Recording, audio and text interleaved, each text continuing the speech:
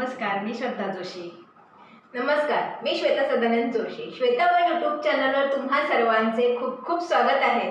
आज आम्ही दुसरे गाणे घेऊन येत आहोत. गाण्याचं नाव आहे पाऊले चालती पंढरीची वाट.